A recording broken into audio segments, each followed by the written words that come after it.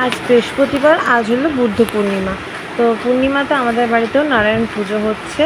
তো আমার শ্বশুর বাড়িতে নয়, বাবার বাড়িতে। তো আমি সেখানেই এসেছি। তো দেখো, এই যে এখন ঠাকুরের ভোগের জন্য নৈবেদ্য রেডি করা হচ্ছে। তো ভোগে যা যা লাগে সমস্ত কিছুই দেওয়া হয়েছে। সিন্নি প্রসাদ তো মাস, সেটা তো নারায়ণ পুজো অসম্ভব।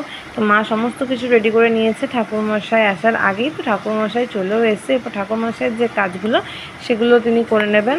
তো আমি দেখো এই যে ধুনো ধরাচ্ছি, আর সমস্ত কিছু যেখানে রেডি করা আছে, সিন্নি প্রসাদ, মিষ্টি, তারপরে ফল, আরও যা যা লাগে সমস্ত কিছু।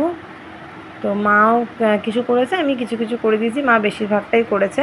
তো পুজোর শেষে যে আরতি হচ্ছে, আর আমরা প্রত্যেকেই উপোস ছিলাম, প্রত্যেকেই পুষ্পাঞ্জলি দিয়েছি ঠাকুরের পুজোয়।